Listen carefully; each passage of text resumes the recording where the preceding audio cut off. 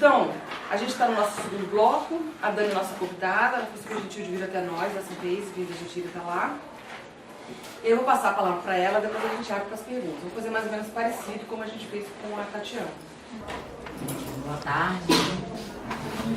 A Soraya sugeriu que eu falasse uns 20 minutos, assim, que eu tentasse comentar um pouco o que é a minha trajetória, né? Eu vim mais preparada para a gente debater ou para conseguir, sei lá, deixar para vocês, assim, alguma semente, alguma coisa sobre as possibilidades profissionais, né? E fora aqui da academia. Então eu vou falar um pouco do como eu vejo que é importante na minha trajetória, que definiu o lugar onde eu estou hoje, e a gente vai encaminhando depois como der. Eu sou cria aqui da UNB mesmo, eu sou do Rio de Janeiro, mas a minha mãe veio para cá, ainda na época da escola, nos trouxe, e eu fiz graduação aqui, entrei em Ciências Sociais, aqui na UNB. Quando eu entrei para Ciências Sociais, eu não sabia o que era antropologia, assim, nunca tinha nem... Na verdade, eu tinha lido um livrinho da coleção Que É, sabe, da sociologia? Primeiro passo. Primeiros Passos, né, que é do Carlos Benedito, que depois foi uma pessoa até bem próxima a mim, virou um amigo. Mas na época eu achava que eu ia para a área de saúde, porque durante o ensino médio, não tem muita informação sobre profissões que não são as profissões de status, né? Não sei se hoje você tem outras estratégias para mostrar para os alunos algumas coisas que não sejam as 3, 4 carreiras de maior status, ainda mais quem estuda no colégio, que se vê como um bom colégio em Brasília. Então você está sendo preparado para dominar o mundo. Porque antropologia, né? Então, eu entrei, eu li aquele livro do que é sociologia e vi alguma possibilidade de transformação. Na época do vestibular eu estava hospedada aqui na casa de estudante, que eu morei um semestre. Então eu conheci uma outra, e entrei para Ciências Sociais, e na minha primeira aula, a professora Eurípides está aqui. Não, ela já aposentou. Na minha primeira aula, eu lembro bem, porque o primeiro texto que eu li na antropologia, assim, para fazer seminário, era um texto Família, Sexo e Gênero do Xangô do Recife, da Rita Laura Segato. Fiz um seminário com o Weber Grácio, que agora é professor da UFT, meu amigo até hoje. Quando eu li aquele texto, naquela aula, né, com aquelas pessoas, falando sobre gênero e falando sobre candomblé, né, no caso Xangô, do Recife, eu entendi que então eu fui uma aluna muito dedicada à antropologia mesmo, assim. Eu me identifiquei rapidamente com a graduação em antropologia, as disciplinas que eu cursei estavam muito centradas na antropologia. Hoje em dia, eu olho para trás, né, para meus 18 anos, e vejo que eu poderia ter aproveitado a universidade de uma outra forma, mas eu fiquei muito fascinada e eu fui fazendo coisas muito ligadas mesmo, muito ligadas à antropologia. Meu primeiro tema de trabalho aqui, na época, eu fui pesquisadora muitas vezes, eu estou fazendo esse porque eu fui assistente de pesquisa em vários projetos. Primeiro, porque eu sempre trabalhei, uma questão da minha vida, né, sempre tive trabalhando. Então eu tenho muitos anos de pesquisa na graduação. Fiz pesquisa desde o segundo semestre. E foram as pesquisas na graduação que me deram os primeiros trabalhos. Eu fico imaginando que alguém saísse só dos créditos concluídos de uma formatura, de um canudo, que na época não tinha uma cerimônia, né? Não sei, logo depois, um semestre depois de mim que começou a ter, não sei se você chegou, mas você saía assim como o primeiro trabalho formado em Ciências Sociais, assim, eu não tenho muita ideia como seria isso, porque eu, desde o início, as minhas possibilidades profissionais sempre estiveram ligadas à universidade, na condição de pesquisadora. Então, logo no segundo semestre, na época, só tinha uma pesquisa sendo feita que envolvia aluno no departamento de antropologia. Quem fazia pesquisa mesmo, com financiamento, bolsa, tudo era sociologia. Então, a maior parte das pesquisas que eu participei foi na sociologia. Eu trabalhei em sociologia política, com o professor Imar, um pouco de sociologia da educação, fazendo questionário, todas essas etapas de uma pesquisa social, como pesquisadora, não aprendendo em sala de aula, né? Por outras coisas que não cabem aqui. A questão do propósito das disciplinas mesmo, não é uma crítica. Então, eu trabalhei também com um pouco sobre religião, que nunca foi a minha área de especialidade, com o professor José Jorge de Carvalho. E na época que eu estava um ano na graduação, tinha uma pesquisa que envolvia alunos aqui, que era coordenada pela Lia, que foi minha orientadora na graduação, a professora Lia Zanota, a Mireia Soares a Rita Segato, que foi uma orientadora no mestrado, que era uma pesquisa do Núcleo de Estudos de Pesquisa sobre a Mulher, sobre, não me lembro exatamente como é que ela estava intitulada, mas era violência sexual e o DF. Então, nesse momento é que eu comecei, pela primeira vez, graças à professora Mireia, que eu sempre tenho uma grande deferência, porque ela é uma professora que sentou assim, para ajudar na primeira escrita, né, no primeiro artigo, explicando essa coisa tão típica dos ensaios da nossa área de antropologia, que é a descrição do discurso, né, uma forma de você coloca uma teoria intercalada com fragmentos discursivos ou com números, essa forma de construção de um texto que é comum, foi nesse momento que eu aprendi. Primeiro fazendo o trabalho em delegacias, a gente fez levantamento estatístico sobre violência, tentando tipificar, também teve uma pesquisa de opinião que eu analisei, até está num livro aí.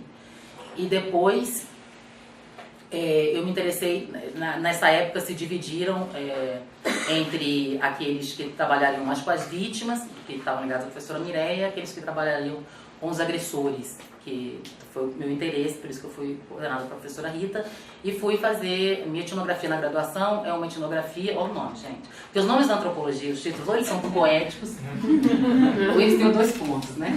Então eu fiz uma etnografia sobre o discurso do agressor de violência sexual recluso, no estado poético. Então, eu fiz trabalho, então minha primeira entrada assim, como pesquisadora na monografia foram entrevistas num espaço do presídio, só comigo e o entrevistado, que é um apenado por violência sexual. No caso, a gente fez uma tentativa de tipificação e eu fiquei com o que, na época, a gente chamava dos crimes mais violentos, considerando que, como aqueles que, na classificação que a gente tentou colocar à época, eram aqueles que usavam uma violência que excedia a consecução do outro crime, que é o crime sexual, né? O principal. Então eu peguei os crimes mais violentos, normalmente são crimes em grupo, né? Porque ele tem um aspecto performativo, que é a exibição, né, de um para o seu par, né? Então eu entrevistei essas pessoas lá no presídio. Esse foi meu trabalho de graduação.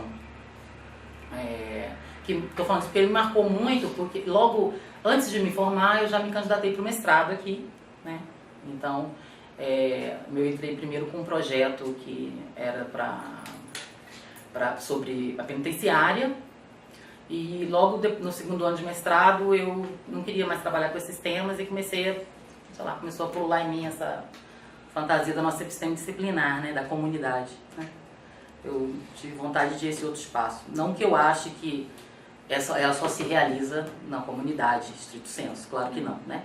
Mas falando com a minha cabeça da época, tentando passar os passos. E eu acho que... Então, nesse período, eu vou para uma comunidade quilombola, que eu tive a possibilidade de conhecer, que hoje é muito conhecida, mas na época tinha poucos trabalhos, que é uma aqui no Nordeste goiano, que é o que ficou conhecido como a comunidade Calunga, né? Foi lá que eu escrevi, foi sobre a comunidade Calunga que eu escrevi no meu mestrado. E por que comunidades quilombolas? Já tinha a ver com o meu interesse, minha identificação política mesmo, né? Com a questão negra, né? Eu sou de uma família minha mãe é uma pessoa de consciência racial profunda, então isso foi um tema muito importante na minha formação familiar, independente do lugar onde estava na academia no final dos anos 90, esse tema. Então eu fui trabalhar lá e a perspectiva de gênero, ou a perspectiva que vem dos estudos nessa área, é o que você carrega para todos os temas, né? Então, de alguma forma, eu trabalhei com o que eu vi, o que eu consegui ver em campo, era um pouco a relação do Estado e a substituição de lideranças, que eram as lideranças mulheres, mais idosas, que tinham primeiro se mobilizado contra uma tentativa de grilagem, a primeira leva de invasão, né, que eles tiveram nessa comunidade, e a substituição a partir de uma relação mais íntima com o Estado pelo interlocutor típico das comunidades, assim, aquele que o Estado reconhece a legitimidade, que é o homem jovem, né? Então, escolarizado ou sobredeterminado pela escolarização, né? No caso, pode ser uma professora também. Então, foi a partir disso que eu comecei a pensar e eu comecei a entrar nesse tema, intitulado na época, assim, muitos problemas de relações raciais, que era o que mais me interessava, foi daí que eu comecei a estudar, por isso que eu mandei para vocês um trabalho que tem a ver com uma identificação de terra de quilombo, que vem dessa experiência acadêmica. A partir do mestrado e desse meu interesse, eu vou trabalhar, meu primeiro lugar de trabalho é na Fundação Cultural Palmares, no lugar de trabalho como antropóloga, né, depois de formada. Na Fundação Cultural Palmares, que é uma vinculada ao Ministério da Cultura, que tinha na época uma atribuição ainda não definida, mas ela estava discutindo como dar cumprimento. Não sei se vocês, é o artigo 68, vocês devem trabalhar isso de alguma forma, porque tem professores aqui que trabalham com a questão dos quilombos, da identificação de terra também, né? Então, na época, era a disputa de quem daria cumprimento ao previsto nos atos de disposições constitucionais transitórias sobre a titulação de terras de quilombo. Então, eu fui trabalhar na Palmares, meu primeiro trabalho lá foi para coordenar uma área que era banco de dados, né? Cheguei super animada, fiz terno, né? Como um trabalho, cheguei muito convicta. Cheguei lá, era um armário de aço, assim, com umas fitas, umas coisas. Totalmente, né, não tinha muita ideia de um banco de dados, propriamente. Então eu fiquei lá, foi a minha experiência com a gestão. Então toda a minha relação de trabalho, ela foi um pouco com a gestão. Eu sei que vocês foram no Ministério da Saúde, né?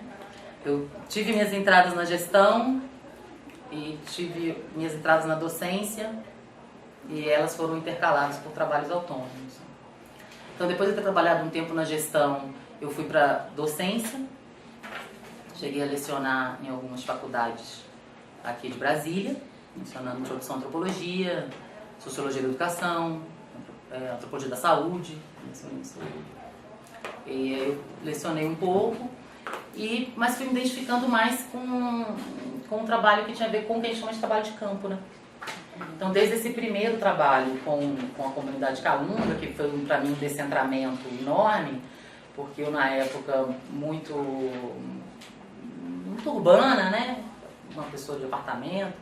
Então, aquele cerrado, aquela história, aquela corporalidade formada ao largo das relações raciais estatutárias que a gente vive aqui. Então, aquela história, aquele provio, né? A identidade como projeto, né? Então, várias questões acadêmicas que me interessavam, eu fizeram sentido a partir do contato com o que a gente chama de campo. Né? E os meus trabalhos sempre tiveram um pouco a ver com esse pé lá, esse pé aqui, assim, no conhecimento acadêmico. Então, desde esse primeiro trabalho mesmo, que tinha a ver com o meu mestrado aqui, que eu estava cursando ainda quando eu fui para lá. Depois, na ordem eu não vou assim lembrar, mas depois eu fiz identificação de terra na área de quilombo, que é o que vocês viram. Aí depois eu fiz uma análise de um levantamento, de um diagnóstico socioeconômico em comunidades quilombolas tituladas. Então, uma coisa foi encaminhando para outra. Quando eu voltei, uma época, para a academia aqui, eu também cheguei a fazer um concurso. Então, a trajetória é assim, né? Ela vai, eu sou muito curiosa. E eu cheguei a trabalhar como analista pericial do Ministério Público Federal, que é um concurso que existe para antropólogo, é o único concurso que existe para antropólogo, é analista pericial da área de antropologia. Cheguei a trabalhar como analista pericial no Ministério Público, que eu me exonerei, porque eu não gosto da rotina do trabalho, desse tipo de trabalho, assim, não me identifico completamente com ele. Eu vim para cá, de volta para a minha cidade, para Brasília. Aonde era, então? Eu fui para o Pará. Mas eu comecei nessa época o interesse pela área de etnologia indígena. Então são várias coisas que eu acho que talvez num debate isso fique mais claro, assim. Porque eu acho que quando você sai como antropólogo e vai para o mercado de trabalho, independente do tema que te interessa originalmente, você é sempre interpelado como aquela pessoa que é especialista em estudos de comunidade. Né?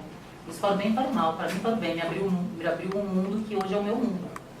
Né? É o mundo que eu me interesso profissionalmente, é o mundo que eu trabalho. Mas eu fui, então, comecei, primeiro em função de uma possibilidade profissional, a me inserir mais na questão indígena, né? Com os relacionados aos povos indígenas, que é o que hoje, nos últimos anos, é o que eu tenho feito. Então, acho que um resumo seria esse, assim. Aí várias coisas aconteceram, assim, nesse período. Então, trabalhos na área da questão territorial, né, que a questão agrária me interessa muito, de um modo geral, né, a questão da terra no Brasil é uma coisa que me interessa, não especificamente não só relacionado às populações indígenas, mas, ou seja, eu vi na antropologia uma possibilidade de trabalhar sempre com temas que eu acho que são temas de onde pode sair a revolução. Então, assim, de alguma forma, dentro de mim, eu continuo achando isso, né? Que são temas, então, na verdade, são discursos contra-hegemônicos, né? Que são produzidos em alguns espaços e eu vou sendo levada pela minha forma de ver, pelos temas que me interessam, por aquilo que me dá paixão, a áreas de conflito. Então eu trabalhei sempre em áreas de conflito agrário, né? Conflito no campo, conflito pela apropriação de recursos naturais. Né? Agora eu estou um pouco mais envolvida na área de patrimônio, porque eu estou trabalhando, estou com um projeto com os povos indígenas do Acre, e uma questão importante para eles agora é a identificação do patrimônio material. Né? Eles estão pleiteando, estão mais ou menos, não tem como não estar por uma série de coisas aqui, mas eles estão tendo que dar conta então de uma política de reconhecimento como patrimônio cultural. No caso dos povos que eu tenho mais acesso, tem a ver com o grafismo, né, que é o Khmer Khmer, e que é o desenho, uma tradução de desenho, na verdade tem duas traduções para desenho, né? O Khmer é um grafismo, que a gente chama na antropologia, e outras questões lá, a ayahuasca, o campo, são outros temas que tem a ver com o interesse dele. Mas eu acho que, com relação ao aprendizado aqui, a primeira coisa que eu queria reforçar é que a segurança que você tem quando você vai para campo tem um pouco a ver com as pesquisas e com o acompanhamento de temas que, claro que tem a ver com você fazer um curso que te deixa seguro, né? Se você fizer uma graduação, você pode sair com uma certa determinada segurança, assim, sei lá, fazer uma autoanálise boa, mais fácil você ir para o mercado de trabalho. Mas as portas vão se abrindo a partir de pesquisas que eu fui fazendo. Seja durante a minha graduação, depois eu concorri no edital do CNPq, porque eu fui contemplada, que era um edital sobre violência em mulheres indígenas, então eu comecei a acompanhar essa pauta. Então é como se fosse um trânsito de lá para cá, né, e de cá para lá. Então o meu trabalho hoje, não sei qual o nível de detalhamento, eu trabalho em temas diferentes a cada vez, né?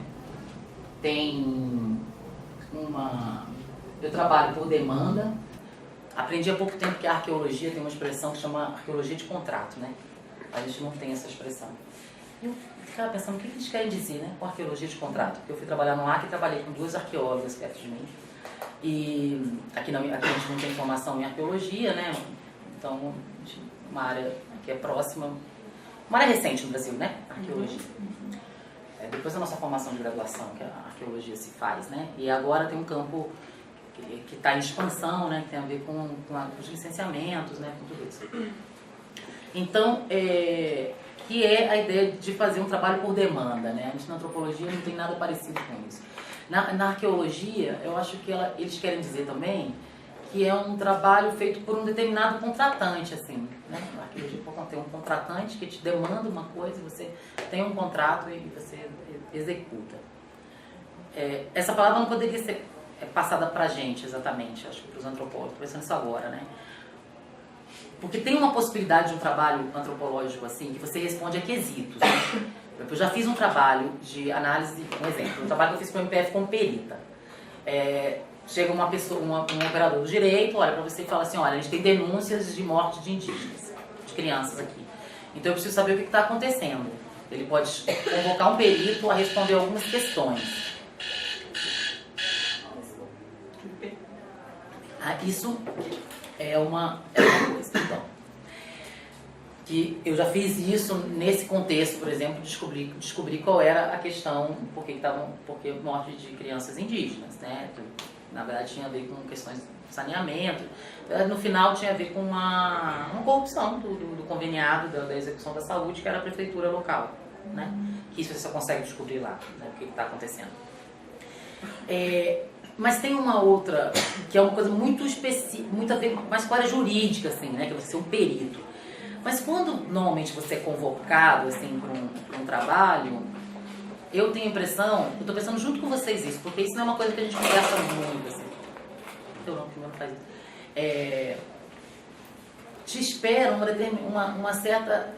a expectativa é que você textualize uma dada realidade, né? Que você faça uma narrativa e coloque na forma de texto o que está acontecendo num processo social, histórico, concreto, né? Essa realmente é a demanda, digamos assim. É uma coisa, uma ideia de testemunho? É uma ideia de testemunho, só que um testemunho com determinada autoridade de fala, né? Que espera-se que faça um antropólogo, né? Como se o antropólogo tivesse uma ferramenta que lhe possibilitasse descrever a partir de uma posicionalidade outra que não a dos envolvidos.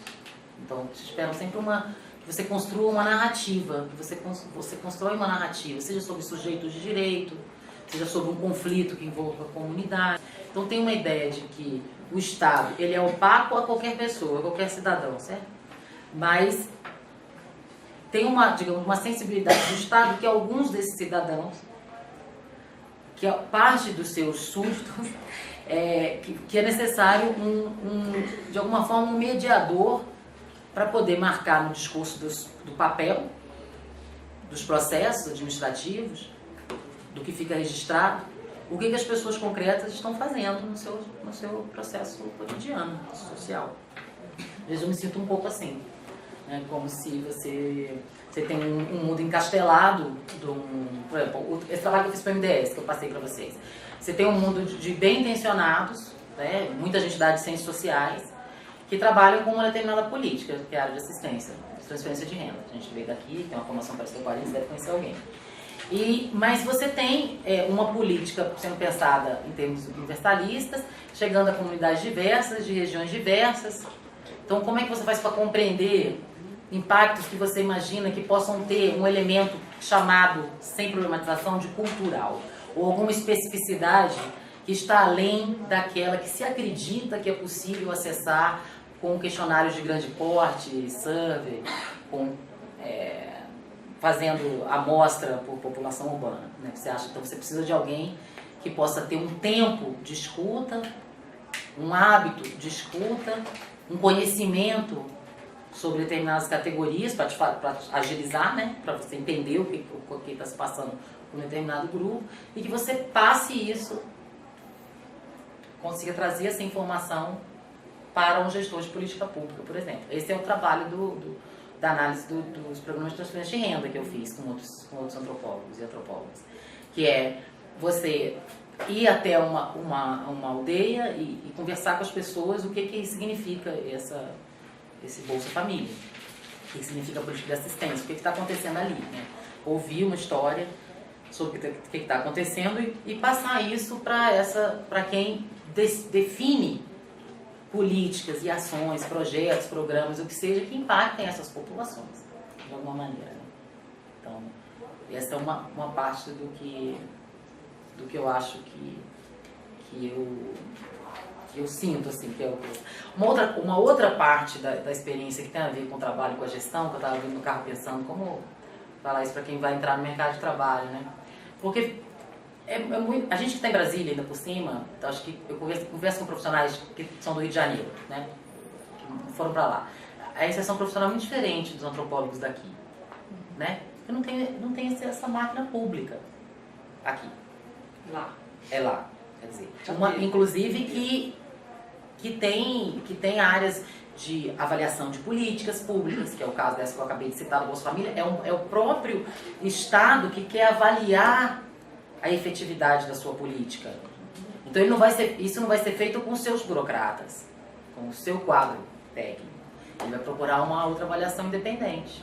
E a escuta das comunidades que estão falando para eles o que essa gestão significa, ou seja, o que essa política significa, está numa linguagem que o tempo da administração pública, que os cérebros da administração pública, que a distância física da administração pública, qualquer uma das coisas que você queira diagnosticar, todas elas em alguma medida, não conseguem compreender o que as pessoas estão falando. Não tem qualquer pessoa que ande em representação de movimento social vai ver as pessoas tentando falar sobre a sua realidade sendo cortadas com o tempo, né?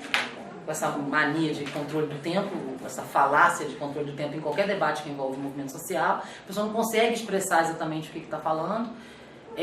Aí várias coisas estão envolvidas nisso. Essas comunidades também não têm uma representação no sentido de uma delegação soberana, sei lá, o que a gente imagina que é um parlamentar, né? O que a gente imagina que é um Estado, sei lá, nessa nossa mito de origem aí, contratualista, que um dia resolveu que era melhor isso do que outra coisa, né? Essa nossa autoimagem, né, de que é a história do Estado, essas pessoas estão trabalhando, além de serem uma linguagem diversa desses, por definição, se a gente está pensando na política para eles, elas também têm outro tempo, como eu estou falando, e tem uma questão de representação, que não é a mesma de um líder de colônia de férias, de um deputado, de um presidente de partido. Nós estamos acostumados com essa ideia de representação. As comunidades, e qualquer pessoa que leia as monografias na área de etnologia indígena, percebem rapidamente que é essa questão da chefia, né, da liderança. Então, várias questões concorrem para que essas populações, então, além da falta de preparo do Estado para a relação direta com a sua população, várias questões, pessoas mais podem falar da própria dimensão, né, do que significa administrar um país desse, quer dizer, independente do lado mais ou menos crítico que você possa estar posicionado, tem uma diferença de temporalidade, uma diferença entre a forma como essas comunidades apresentam seus pleitos, a única diferença nesse caso que eu estou falando, e a forma como o Estado está preparado para receber esse pleito dessas comunidades. A única diferença que eu pontuo é que só que não é só uma questão de comensurabilidade, porque quem está do outro lado, né, do lado da comunidade, dos indígenas da margem, entende o mecanismo do Estado melhor do que o Estado os compreende, que é uma questão própria do poder, que o Baltempo sempre entende melhor, né, o mecanismo do outro. Né? Diz que as mulheres são observadoras. Na verdade, pessoas que estão numa posição que não são as prestígio veem melhor os espaços de poder, né? Então, eles têm uma crítica com muita clareza, mas tem esse lugar desse mediador, né? Que é essa pessoa. Então, por que eu estou falando tudo isso agora? Porque eu percebi no campo, uma coisa que eu já brinquei, assim, em mesa de colegas, que era uma coisa que me incomodava, que algumas possibilidades de contratação que eu tive, parece que se espera do antropólogo que seja um antropólogo um pouco, sei lá, faça uma mágica, sabe? Tipo assim, olha, nós temos problemas aqui, sei lá, uma política, vamos imaginar uma, bem universalista, além das despesas de dinheiro. Saúde, SUS, né? Tem doença, questões de morbidade, mortalidade, epidemia, endemia, você vai ter diferenças regionais, coisas que o gestor da saúde consegue acessar a partir de estatísticas, né? De onde está acontecendo o quê. Mas tem uma coisa que não chega, são as razões pelas... Você não conhece, claro, né? Então ela deve ter discutido isso com você.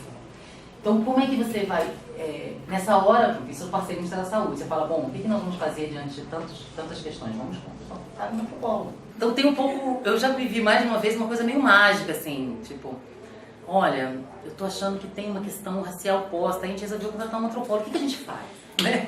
Como assim? Né? Então, acho que tem os dois lados que eu quis dizer. Tem um lado que eu me sinto dignamente fazendo essa tradução. Uma palavra, quando eu era estudante, eu desconfiava dessa ideia de que a gente faz tradução. Eu não repetia essa palavra. Eu achava que um dia eu ia ter argumentos para questionar os meus professores sobre isso. E hoje eu vejo que é tradução mesmo. Na prática profissional da gente. Porque você tem, na prática profissional, não estou falando que a antropologia é isso, né? Mas a prática profissional minha, pelo menos, ela é um pouco isso. Você tenta, por um lado, você tenta fazer essa... transformar essa narrativa em algo compreensível por esses atores aqui do Estado, porque são pessoas, a gente está falando de Estado, mas são pessoas. Por outro lado, você também tem que conseguir o trabalho concretamente, ele acaba, o primeiro momento de um trabalho comunitário, você explica porque você está ali, né? Você explica uma determinada política. Então você aprende a traduzir, não o que as comunidades estão falando, você aprende a traduzir o que é o Estado para as comunidades. Quais são as várias estratégias, o que o ordenamento jurídico significa para essas comunidades, quais são as instâncias dos entes federados, por que o seu peixe sumiu, verdade as perguntas são essas, né? A contextualizar quais são os impactos, a tentar fazer essa longa digressão, quais são os impactos que eles estão apontando como cotidianos e que relação que tem com quem, onde, como. O último trabalho que eu fiz com ele foi uma avaliação, eu nunca tinha feito isso, que é uma avaliação, o nome é avaliação da efetividade e eficácia de um projeto desses, uns PBA que chama, né? Um projeto básico ambiental, um empreendimento, que é uma linha de transmissão de energia, que está afetando uma comunidade indígena, né?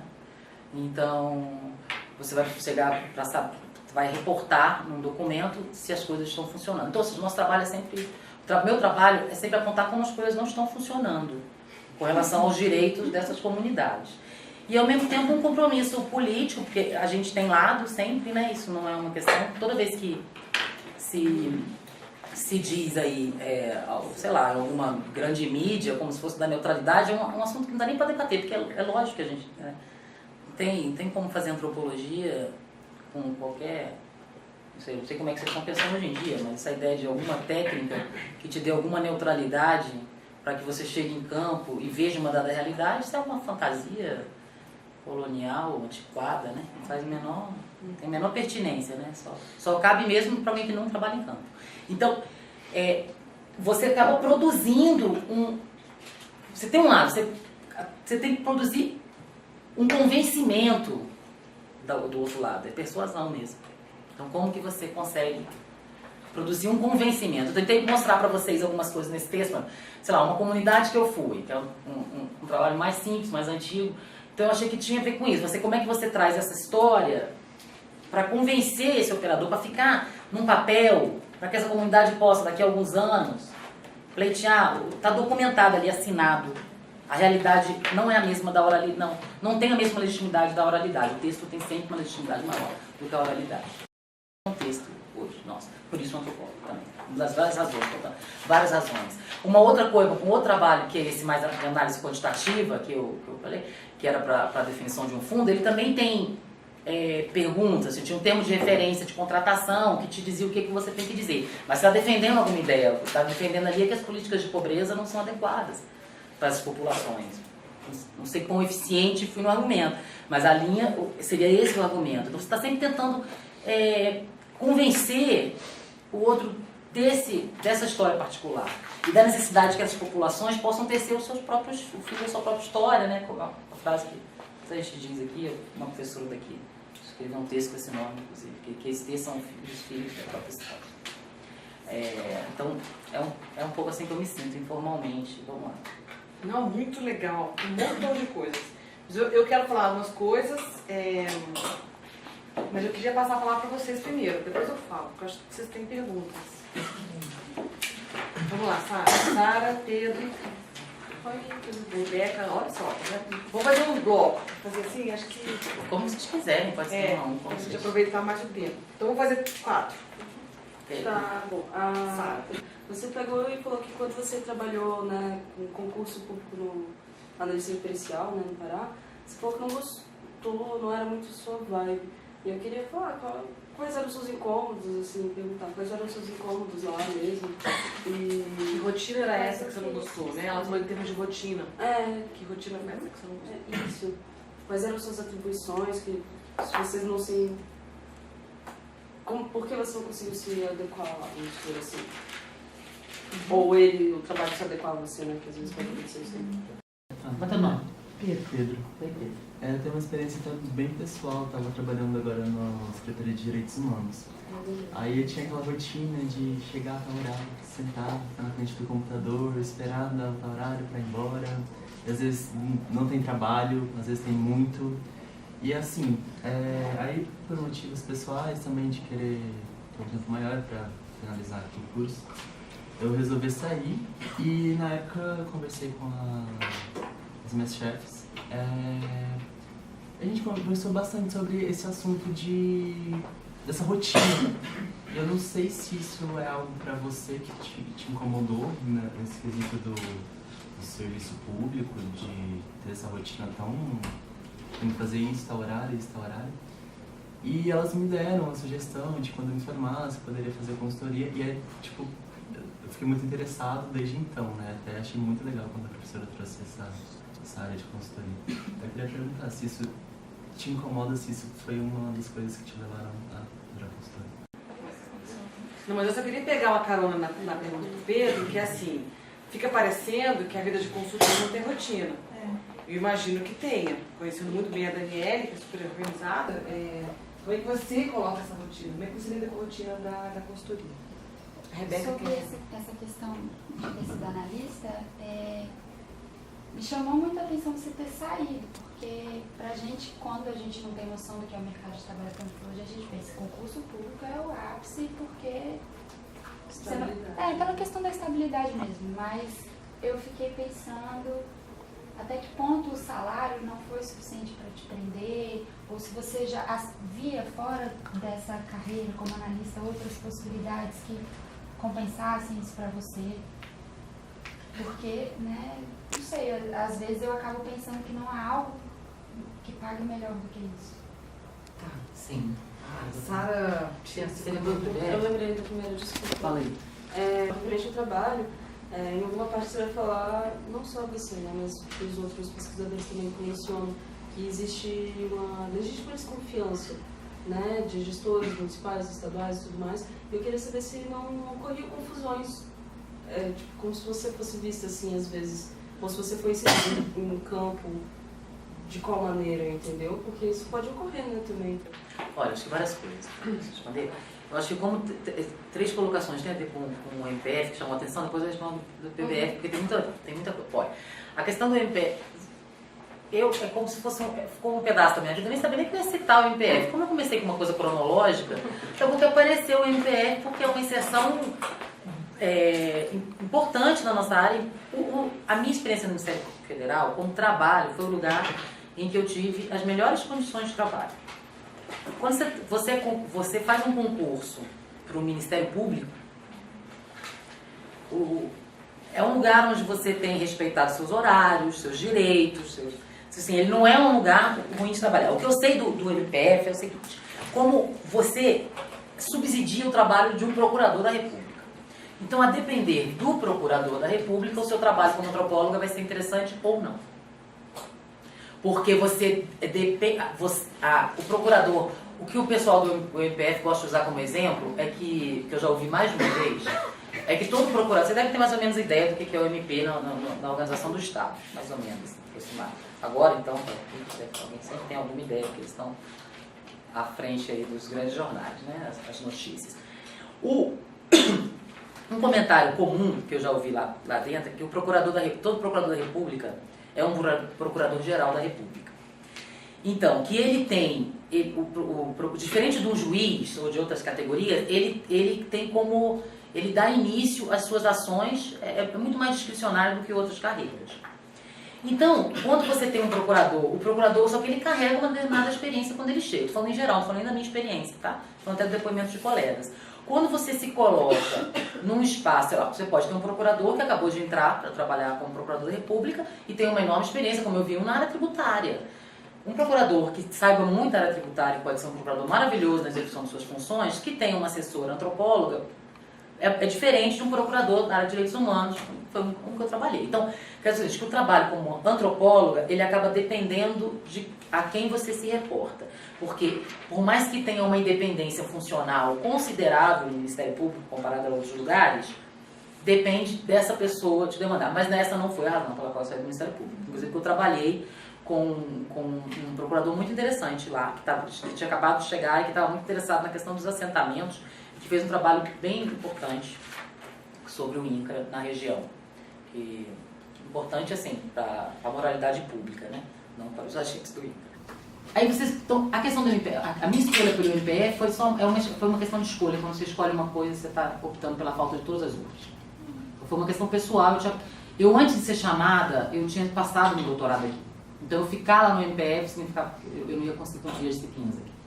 Então, essa foi a razão pela qual eu voltei. Na minha análise da época, teve um pouco de frustração, porque é um trabalho de 40 horas numa sala, como qualquer desses trabalhos de 40 horas numa sala. Então, você está na Amazônia, numa sala. O ar-condicionado. Sendo bem infantil agora, se eu falasse isso num debate assim, né? Lá na escola do Ministério Público, a pessoa vai olhar e falar, meu Deus, a pessoa não tem idade mental para passar nesse concurso. Mas é uma questão real, porque as escolhas que a gente faz na vida não são só escolhas que tem a ver com uma grande meta, tem a ver com o seu bem-estar no dia a dia, né? Seja escolhas amorosas, profissionais e tudo. É o bem-estar cotidiano. Então, a minha expectativa estava muito mais ligada a um trabalho que eu fosse para campo do que um trabalho que eu tivesse numa... E as distâncias na Amazônia são amazônicas, obviamente. Então você não sai para fazer nada, assim, na sexta-noite e volta domingo, entendeu? Você não tem. Não é assim. Então, aquela talvez não tenha... o tipo da rotina não favoreceu muito. Mas eu avalio que é um dos melhores lugares para um antropólogo trabalhar. Eu acho que é onde você pode ter um impacto nas suas... é mais rápido, né?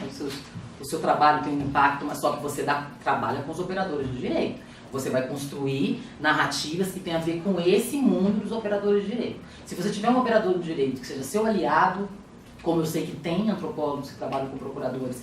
Eu conheci nessa época um procurador que até hoje não saiu, porque não quis, porque eles poderiam ter saído pelo tempo, qualquer procurador tem a sua... vai pra lá e vai pra cá, ele poderia ter ido para um lugar... ele até hoje trabalha com os Guarani do Mato Grosso do Sul, veja vezes o nome dele. Então é um procurador que certamente acabou de entrar e é comprometido. Certamente o antropólogo e a antropóloga que trabalham com ele se sentem contemplados. Então depende de uma opção mais pessoal do que uma crítica do lugar de trabalho. Na época foi por causa da academia, do doutorado, de Brasília, de uma série de outras coisas. Agora, com relação à rotina, que é o que as perguntas tinham a ver, eu acho que sim. A rotina não é um detalhe, isso que eu quis dizer com a piada anterior, assim. Eu acho que é o que você sentiu na Secretaria de Direitos Humanos. Não porque você vai trabalhar 40 horas, porque é claro que eu também trabalho 40 horas, né? Até mais. Sim, até mais, exatamente. Tem uma época que é mais, uma época que é menos, né? É por... Todo lugar tem a sua etiqueta, né? As suas ritualizações, né? Então, a administração pública tem a sua ritualização. Sei lá, tentando intuir agora hipótese. É o café, a reunião, né? Reuniões. Muitas reuniões, né? São muitas reuniões. Então, é um estilo que não tem um problema em si. É só você achar onde que a sua forma de pensar se adequa melhor ao espaço de trabalho. É só isso. Eu gosto de coisas com mais tempo. Me realizo mais com a ideia de como eu fiquei agora. Eu fiquei 5 meses no Acre, depois eu voltei e tive mais 4 meses escrevendo na minha casa. Essa é a forma como eu me sinto, que tem a ver com a minha maneira de fazer antropologia. Mas eu tenho amigos que fazem trabalhos super importantes num outro time, numa outra relação com a temporalidade. Você tem outro perfil mesmo, outro jeito, conhecimento, biorritmo, para você fazer desse lugar, estou falando de fazer desse lugar um lugar, não se instalar, fazer desse lugar um lugar de realização e um lugar que tenha um impacto para a vida das pessoas, que é a razão pelo qual nós somos antropólogos, imagina, né? Ou quem ficar na área, sei lá. Né? Então tem uma angústia nesses trabalhos. Eu fui trabalhar no Ministério da Saúde, um trabalho num lugar que poderia ser legal, mas por uma questão alheia à minha vontade, a pauta saiu desse lugar. Isso é uma coisa que pode acontecer. Você pode estar num lugar, a pauta é de outro lugar, porque tem a ver com outros. Não é igual a academia. E você se vê de repente, eu fico, e aí? Eu falo assim, não, fala outra coisa aí. Né? E tal gênero, raça, é sempre assim, né? A pessoa te propõe algo, que é isso que eu estava falando da presença mágica, né? O antropólogo vai resolver coisas que as pessoas acham que tem a ver com a má compreensão da nossa história, ou da nossa diversidade, ou com o campo dos preconceitos, ou das estereotipias. Tá tudo bem, porque essa é a forma como nós passamos o mundo. Quem dá a introdução à antropologia para outros cursos está discutindo o quê? Etnocentrismo, noção de cultura, diversidade cultural. Esses são conceitos, o próprio conceito de cultura, são conceitos que a gente defende e que são conceitos que vêm do campo, nosso campo disciplinar, e que, ou seja, a nossa marca em alguns espaços. Então, essa interpelação, eu estou falando rindo assim, porque para quem está na posição fica meio engraçado você achar que você pode resolver, ainda mais para a gente, porque cientista social não faz prognóstico. Né? Talvez a outra área, essa política mais próxima, mas a gente está muito mais acostumado a descrever processos sociais, do que a falar como esses processos sociais vão ser, né? Então a gente faz mais diagnóstico descritivo do que prognóstico prescritivo. A gente não faz prognóstico. Até acho que uma parte da sociologia faz, mas com as suas análises de cenário, né? Mas a antropologia provavelmente não faz isso, né? Ou tem dificuldade de fazer, né, Dani? A gente tem muita expectativa que a gente faz. Tem? Como é que eu resolvo? Sim, assim, uma coisa bem aplicável. Exatamente. Como é que eu resolvo? Como é que eu resolvo? Então também, se a gente se frustra provavelmente os contratantes se frustram muito com a gente também. Por causa dessa ideia de que você possa apontar uma solução e você vem com a complexidade. Bota muito mais pergunta do que... Ele quer saber, está tendo um conflito, com quem que eu falo? Você fala, não, a questão da liderança aqui é muito mais complicado que isso. Né? Então, você vai trazendo outros elementos que tem a ver com os sentidos sociais, que fica difícil você dar uma marca, dar uma resposta para alguém de como você solucionar uma questão, que nem é nosso papel. Poderia ser para alguns campos, né? Então essa coisa da rotina que o Pedro falou e tal, e que de uma forma a Rebeca falou também, sim, lá eu acho que é um lugar interessante para trabalhar, lá é logo que eu saí, que eu disse que eu saí, que acabou de passar uma gratificação para atividade de campo, então o antropólogo ele ganha ainda mais que os outros analistas periciais, depois que eu saí. É claro que em algum momento depois tive um certo constrangimento dessa decisão, especialmente nos espaços familiares, de pessoas que são funcionárias públicas, como minha mãe, né? As pessoas assim que estranham um pouco, né? Então acho que sim, é um bom lugar e as escolhas a razão foi mais pessoal do que do espaço de trabalho. Outros espaços de trabalho eu teria críticas sérias, então não estou falando isso só de gracinha não. Agora, o que você falou do PBF, que a Sara falou, é importante, eu acho uma coisa que eu lembrei aqui. Como aluna, eu fiz matéria com o Roberto Cardoso de Oliveira. Ele vai citar, vou citar o Roberto Cardoso de Oliveira. Mas é porque ele, de fato, ele falou uma coisa que é uma coisa super simples e que eu sempre lembrei. Ele falou, quando você chega numa aldeia, você tem que ter você tem que deixar claro qual é o seu lugar. Né? Ele estava dando um exemplo. Você tem que ter algum papel. Você não chega lá e fala, eu vim observar vocês. Né? Esse exemplo que ele estava dando. Então, ele estava contando da época dele, do Melate, da Mata, não me lembro quem que ele estava contando, que era uma história de que tinha chegado numa aldeia e que, na verdade, a pessoa não tinha se colocado. E ele estava contando essa escolha, qual era a forma que esse professor, que eu já não me lembro mais do fim da história, teria escolhido para dizer o que era, né? Assim, com relação a quem... Porque eles estavam todos ligados ao Museu do Índio na época. Então, acho que quando você chega... Eu já tinha trabalhado com o Quilombo quando ele falou isso, por isso que eu não esqueci. Porque eu falei assim, exatamente. E é uma questão de... É a diferença de um determinado comportamento em campo, inclusive. Você tem que ter um lugar quando você chega, que seja claro. Então, muitas vezes, o nosso lugar como antropóloga, eu vejo que o olhar das pessoas para mim, muitas vezes, é que eu sou a professora. Porque o nosso sistema de ensino é muito tentacular.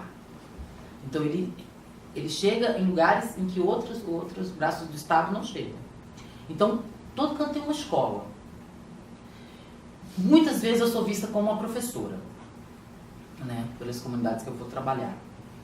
Alguma coisa em mim parece a professora que vem de fora. Já escutei, inclusive, comentários sobre isso. Nossa, indumentária, né? Óculos, caderno, caderno. Então, muitas vezes, em várias situações, já me deram documentos para ler, né? A população não alfabetizada chama para ler coisas, né? Essa coisa da leitura, né? Nos primeiros trabalhos, meu diário de campo era algo compulsivo. Hoje em dia eu tenho um certo constrangimento de usar o escondido. Porque tem lugares que você está escrevendo, as pessoas estão olhando. Isso aqui é um artifício de autoridade muito... Então, quando você pegou como antropólogo, só como exemplo, você pegou a Rebeca falou aqui. Se a outra pessoa falar e você não anotar, você vai ter que anotar todas as pessoas que falaram. Independente do que elas estão falando. Porque eu vejo... E anota aí, a realidade está sendo dada naquele contexto pela sua escrita, no seu caderno de campo. Eles sabem do peso dessa textualização, né? Totalmente. É o nosso segredo, né? Tem vários lugares que a gente vê que... Tem povos que assimilam isso à arte, né? Ao desenho. Tem várias... Tem leituras sobre essa questão da escrita, né? E é o nosso segredo. E é a nossa ferramenta de dominação. Todos os povos sabem disso. Que é uma ferramenta de dominação. Porque é da linguagem cartorial. Porque é do grilo do documento. É de quem botou um dedo num documento que depois teve sua fazenda grilada, que é o condicionário K1.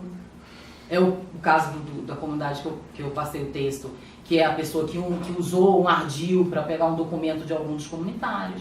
Então, ou seja, é um instrumento de dominação. Agora eu vi, por uma coisa que eu fico repassando porque é para a gente fazer autocrítica. Eu vi uma pessoa que se apresentou agora como um pajé catuquina numa reunião, e ele falou assim, meu povo decidiu que a gente não quer mais pesquisador nenhum aqui, nem antropólogo, não quer mais ninguém. A gente não quer mais pesquisador, que a gente não quer isso, a gente não quer aquilo. Aí ele olhou e falou assim, mas vocês brancos são tão espertos que mesmo dizendo pra vocês que eu não quero vocês estão anotando que eu não quero. E vocês vão fazer livro com o que vocês anotaram, eu dizendo que eu não quero. E é isso. Né? Tem razão, né? Então, eu acho que você tem que ter um lugar. Acho que a pergunta eu achei interessante, que é isso, né? Então, você sempre tem que ter, no caso específico do PBF, foi feita uma coisa nova, que é uma consulta. Então, eu fui, o Ministério do Desenvolvimento Social e a sua equipe, que era formada por 3 antropólogos, que passaram por aqui. A Alba é mais velha, acho que fez Dona França na década de 80. Mas, na época, o Júlio César Borges, que estudou aqui, acho que ele estudou Timbira, se não me engano, não, Craú. Craú. Né? E esqueci a terceira pessoa agora. Aí tinha acabado de entrar o Pedro. Pedro, não é o Maquedor, é o Pedro... esse. Amém, que eu também só conheci nessa ocasião. Então você tinha os antropólogos ali, ele não tá, mas a Alba e o Júlio, que já tinham defendido dentro do MDS a necessidade de consulta às populações para que a pesquisa se realizasse. Então eles estavam fazendo, segundo um protocolo, pessoas super importantes para a causa, para o movimento. Então eles tinham feito um processo de consulta a essas comunidades que foram selecionadas, como deve estar escrito aí, por critérios de vulnerabilidade, de diversidade geográfica e tal, coisas que eu não vou detalhar aqui. Por exemplo, sei lá, onde eu fui na comunidade, em São Paulo, era onde tinha a maior taxa de mortalidade infantil do estado de São Paulo. Né? Foi o alerta para a política pública, que é quem, não sei se alguém é de São Paulo, eu só conheci São Paulo nessa ocasião.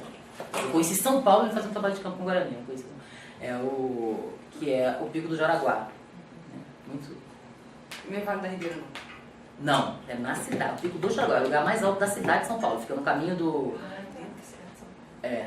na verdade, a cidade de São Paulo foi o Oriente. Mas dentro da cidade de São Paulo. Deixa eu abrir mais uma pequena. Ah, sim. Então, nesse caso, teve uma consulta, eles estavam esperando de um ponto focal. Mas em outros casos não tem. Você sempre é convidado numa reunião a falar exaustivamente a partir do seu lugar. Você tenta dizer claramente todas as pessoas envolvidas. Eu sempre te conto detalhadamente a partir de onde, de que normativa, de que papel, de que lei, de que contrato, como chegaram a mim. A maior parte dos meus trabalhos são feitos por edital público. Normalmente são editais públicos. Eu falo do edital público, falo de mim. Assim, acho que isso é um respeito com o interlocutor, que ele saiba pelo menos o que você pretende. Deixa eu rodar um pouquinho mais, Pedro. Sabe que tem um monte de gente aqui. A Fabiana, daquele grupinho ali, ó. A Fê e a Ana Clara. Oi. Vamos lá. Vai lá. Eu queria saber, Daniele, né? Isso. Como é que funciona essa questão do dinheiro, assim, mais especificamente, assim, se você tem uma poupança, no caso de alguma eventualidade, assim, que você trabalha com editais, por exemplo, como quando fica períodos muito grandes sem editais, como é que você faz para lidar com sua vida econômica, assim? E aí, quando vem edital, pega 2, 3. Pode pegar coisa simultânea, trabalhar mais. É possível. E nesse sentido, como é que funciona essa rede de consultoria? Assim? Se existe uma rede de vocês, consultores, que você pode receber uma indicação para um edital, se algum outro amigo pode contratar você também. Como funciona essa rede de consultores? Acho que a minha pergunta complementa um pouco da Fabiana. Eu fico curiosa para saber o que um empregador espera de um consultor. Magia, né? Um consultor o quê? Porque você não é funcionária dali. Então você não representa aquele órgão. O que eles esperam de você no seu trabalho? Sim. Que você endosse o que eles estão fazendo, ou que você tenha espaço para falar, nossa, estou fazendo tudo errado. Exato. Isso é sutilíssimo, muito sutil. Tá. E a Mafê, a Maria Fernanda? Eu queria saber se você já recebeu alguma validação ou teve algum trabalho seu legado assim, por parte do contratante, por uma crítica muito grande. Ou se ainda mais você recebeu algum contralaudo, tipo, se opondo ao seu laudo. Queria citar um pouco o Edvágio. Ah, que eu botei empreendedor de Varde. Quem é de Vargas? O Edvarde Luiz. Ah, o Edward. Eu preciso de Edvarde. Edward Luiz, tá. Sim. E se você já recusou algum trabalho, assim, por questão de ideais ou... Do lado que você tá, né? Como você falou do antes. lado que você tá. E assim, como isso pode interferir ou até mesmo influenciar em futuras pesquisas? Bom, eu acho umas perguntas muito interessantes, assim. Marcos, pode só repetir a primeira pergunta?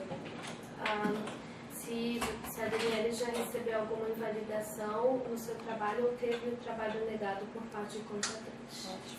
Depois a gente faz mais um bloco. Ainda uma pergunta, as perguntas estão articuladas, né? Eu estava passando na minha cabeça como... Porque as 3 perguntas são perguntas para você conversar assim entre amigos, né? Não é uma... Porque acaba sendo uma reflexão sobre a prática, né? Não uma manualização da prática, né? Então, nem todas as antropólogas vão pensar a mesma coisa, né? Nem todo mundo vai ter a mesma experiência. Então, são questões, assim como a anterior, que tinha a ver com opções pessoais, mas essa também tem a ver com o estilo pessoal. O que eu percebo? Que tem pessoas, respondendo primeiro a ver com a Ana, primeiro mais do que a Ana sugeriu, eu acho que tem antropólogos que trabalham como eu, fazendo esse tipo de consultoria e que são, por característica deles, mais empreendedores do que eu, digamos assim. Que é o que você acabou de perguntar. Então é possível você pegar um trabalho, pegar outro trabalho, fazer uma coisa. Não é o meu caso. Porque, na verdade, sinceramente, o meu trabalho é só um meio de eu conhecer. Aí é uma questão mais pessoal, assim, que pode refletir o que é a minha... tem a ver com a relação, tem uma parte que é o que é você ser um antropólogo, outra parte é a relação da Daniele com o trabalho, que é outra coisa. Então, eu, certamente, nem me interesso por trabalhos independentes. Eu não me interesso por trabalhos a partir da remuneração. Essa frase parece uma frase heróica, mas na minha idade ela chega a ser um problema. Mas assim, não é a minha motivação principal mesmo. Acho que qualquer pessoa falaria isso, né? Isso motiva muito pela realização. Tá? Mas eu não trabalharia com qualquer contratante, eu não conseguiria fazer uma série de trabalhos. Então, porque minha forma de estar no mundo é essa. Eu sinto como se os meus trabalhos se algum trabalho meu não teve uma efetividade maior para a vida das populações, foi por um contexto alheio à minha vontade ou por uma incapacidade de incompetência, ou sei lá, uma palavra suave, minha de fazer isso acontecer, né? Assim, às vezes tem gente que conseguiu, num determinado, tá ali na hora certa, né? Um antropólogo conseguiu fazer aquilo, né? Tem uma série de contextos que fazem com que você tenha um impacto real na vida das pessoas. Mas essa é sempre a minha intenção. Então, eu não trabalharia para qualquer contratante, independente da remuneração. Eu escrevi sobre quilombo numa época em que ainda tinha pouca gente que tinha escrito sobre quilombo. Então, quando começaram o contralaudo de Alcântara, eu lembro que uma colega minha me falou que na época estavam oferecendo 100 e não sei quantos mil para um antropólogo, eu não sei, 150 mil. Fazer o contralaudo. Há 10 anos atrás. Fazer o contralaudo. E ela estava me falando que o orientador dela, de São Paulo, também de São Paulo, tinha falado, você não vai fazer isso, você não vai fazer, não, mas eu posso ter uma chance de fazer não, você só vai acabar com a sua carreira. Ela me contou isso perguntando se eu tinha escrito meu estado sobre quilombo. Jamais eu ia fazer um trabalho para a base de lançamento de foguetes de Alcântara, independente da minha situação financeira, nunca faria. Então tem uma série, a piada entre antropólogos, você pode até trabalhar para qualquer contratante, você não pode ser o queridinho desse contratante. Porque um trabalho você tem autonomia para fazer. Você pode fazer, agora o que é estranho é você fizer sempre coisa mesma, a vida inteira, né? Assim, sem virar o queridinho. Ou seja, com a piada eu quero dizer assim, eu até acho que o nosso trabalho tem uma relativa autonomia. Eu não me sinto pressionada a falar algo diverso do que eu estou falando. Só que eu acho que ele tem uma relativa autonomia. Realmente eu não me sinto pressionada. O que eu sinto é que Qual é a consequência de um trabalho? Então tem pessoas que têm um perfil que conseguem trabalhar em alguns espaços e tentar cavar nesses espaços um trabalho ético e digno como antropólogo. Tá tudo bem. Eu trabalho sempre em coisas que têm a ver com a possibilidade de conhecer uma dada realidade em que eu acredito que tem um potencial, em que a minha ação pode ter algum potencial de fortalecimento. Isso é ideal, super utópico da minha parte, né? Mas é uma coisa que conta pra mim, além, claro, da minha necessidade de trabalhar, né? Então, eu acho que, com relação, eu juntei os três comentários num só. Então, com relação à inibição, não, eu nunca senti uma recusa de algum trabalho meu, mas eu já percebi que, às vezes, você faz um trabalho e esse espaço institucional que te contratou não quer mais falar contigo. É uma forma, né? É igual o mundo da paquera, né? Só que sem a parte boa, né? É bonzão, aí você fica jogando no liga, aí você vai no liga. A última vez que eu fiz, eu percebi que eu estava numa reunião. Aí a pessoa falou, não, então, sem nomes, né? Então, gravando. A pessoa falou assim, o chefe falou assim, ó, então... Eu te ligo. Eu entrei na sala, chegando de campo, assim, já passado 1 mês e meio, bronzeada. Aí eu cheguei na sala, encontrei com o chefão, que nem me reporto, por acaso, ele tava no telefone, eu fiz assim, tipo, tô indo. E aí ele, vem cá, e tô no telefone com as pessoas, então, que são os donos do cofre. E aí ele olhou pra mim e falou assim, então, eu tô querendo conversar com você, porque eu acho que a gente tem que construir um texto que, ele falou, que seja assim, neutro e científico. Eu tava em pé, que eu tinha que só entregar a minha prestação de contas, mas eu lembro que eu peguei o telefone e avisei pro meu marido assim, vou demorar. E eu sentei e comecei eu olhei pra ele assim, por 1 minuto eu tentei ser um pouco prática, assim, sobre as possibilidades de outros trabalhos que aconteceram e tal. Mas eu entrei descascando. Então, assim, tipo, você tem ideia do que está acontecendo ali? Então, eu sinto, assim, que tem uma forma de inibição que é essa de que se você você pode não estar construindo o discurso mais que o seu contratante está mais interessado. Aconteceu com esses trabalhos do PBR, mas todo mundo está muito bem intencionado, os técnicos com quem a gente tinha contato direto, a gestão como um todo do Ministério, sem conhecer os trabalhos, sem nada, ficou assustado com a possibilidade. Eu escutei isso. Por que o BNDES está contratando um monte de antropólogo? Para mostrar o problema da política dele mesmo. O lado da gestão responde claramente. O nosso trabalho é fazer avaliação da política. Então, como é que a gente vai fazer a avaliação da política? Que tem uma parte que ela falou agora. Contratando um profissional independente. Eu fiz isso já 3 vezes, você contrata. Eu faço avaliação de política pública da comunidade. Isso é uma coisa que, assim, tá lá no currículo, minha especialidade. Você faz uma avaliação de uma política. Então, claro, o gestor sério, ele está interessado em ouvir um discurso formulado por alguém que não é nem o beneficiário da política e nem o formulador da política. E existe muita gente na gestão pública que faz avaliação de política e quer ouvir sim o que você está falando. Não, talvez não queira publicar o que você está falando. O que tinha com esse relatório mesmo do BPF? Qual que você falou que você não podia mandar todo para nós? É esse, porque eles falaram que a gente não podia divulgar. Porque tem uma cláusula de confidencialidade.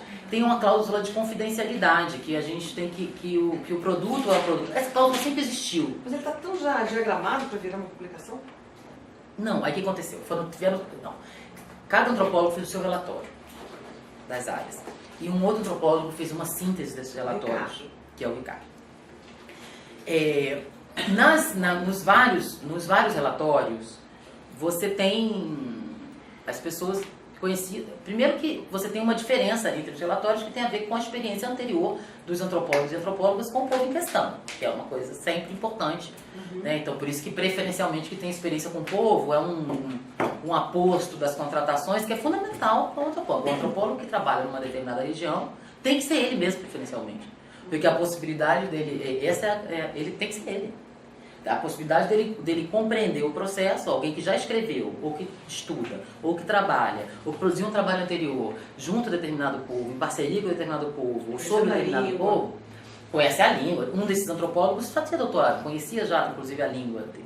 2 antropólogos tinham trabalhado já com as populações que estavam, os outros 4 não.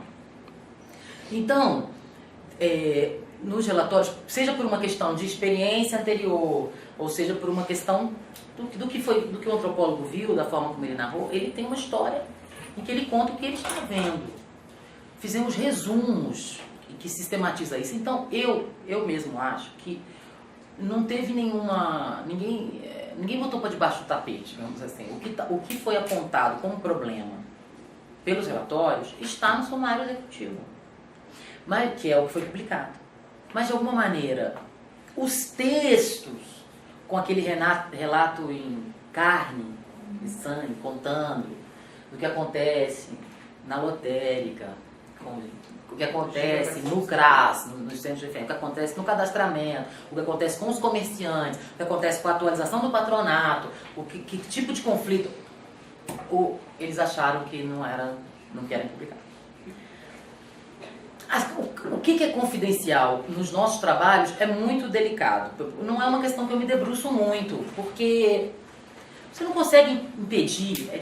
É diferente de um dado concreto, sei lá, uma profissão, vamos imaginar, uma profissão que você consegue impedir a pessoa de... Porque é uma informação. A gente faz análise de processo, a gente está fazendo interpretação. Essa interpretação não vai deixar de ser minha. Ela nunca vai deixar de ser dita por mim, esse contexto. Ela vai poder virar um artigo se eu quiser. Ela vai poder ser dita se eu acompanhar foros de movimento, de mobilização. Eu posso falar sobre ela no encontro da mobilização indígena, que vai ter aqui em abril, inclusive, todo mundo convidado, que é super importante, 24 a 28. Né? Estamos vindo as caravanas aqui, é sempre importante, né? Então, apoio. Então, a confidencialidade, no caso de um relatório antropológico, ela é muito fluida, só que ela existe. Está lá numa cláusula que você não pode... que o trabalho, você não pode disponibilizar esse trabalho para outras pessoas, no caso, que é o exemplo que ela lembrou aqui do PPF.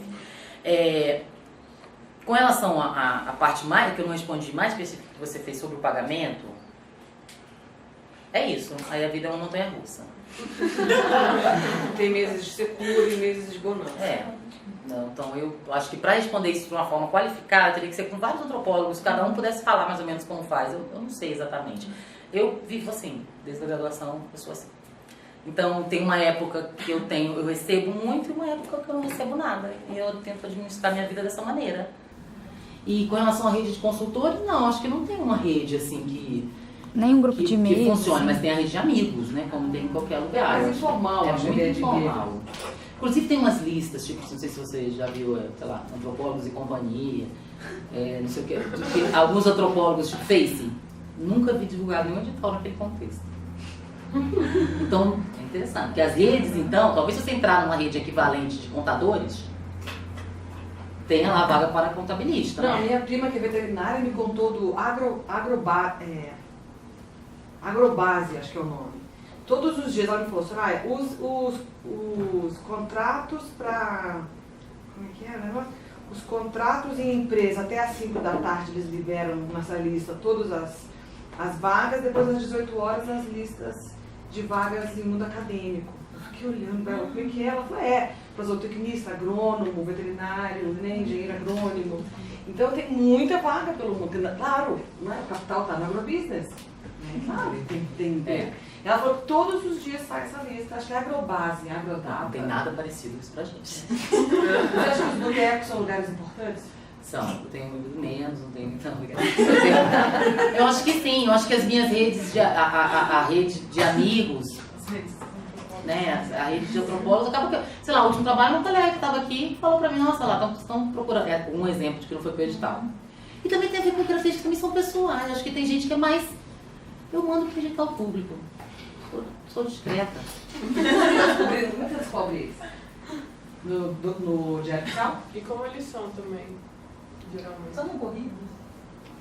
São concorridos. Tem muita curiosidade também. Como eles são geralmente os editais, eles publicam um termo de referência, que é um top, que muitas vezes tem a ver com o organismo internacional, então tem uma página dos organismos internacionais que disponibilizam isso, e tem o boato. Então realmente tem uma rede, então, não é uma coisa formal, mas tem um boato, assim, sei lá, se você souber que Estão contratando alguém e falar, ô, tem que contratar os antropólogos aí que tem a ver com terra no Nordeste. Assim, você acaba sabendo, assim. Alguma coisa assim. Conhece alguém? Muitas pessoas, já arrumei trabalho com várias pessoas, inclusive, porque eu sou de Brasília. Então tem essa rede informal, porque eu nunca ouvi essa pergunta, eu fiquei pensando. Tem. Conhece alguém que trabalha na área de saúde? Já aconteceu comigo mais de uma vez, que eu nunca trabalhei na área de saúde. Então você conhece um antropóloga que trabalhou nessa área? Na verdade, é tão naturalizado que você está estranhando. Eu estou fazendo a pergunta. Pensando bem, sim, existe. Nesse sentido, como você falou, uma rede informal, que são os boatos e as coisas contando. Sei lá, tem uma lista de amigas que chama Nós Passarinhas. Aí elas botam, tipo, sei lá, você viu que tá não sei o que lá, Dani? Você sabe mais ou menos o perfil, então circula desse jeito. E como é um trabalho de cada vez, porque tem uma artesania, né?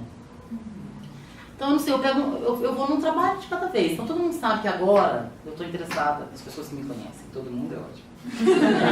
Todo mundo sabe. As pessoas que me conhecem sabem que eu estou interessada em trabalhar agora. Então, se tiver alguma coisa a ver, é uma rede informal.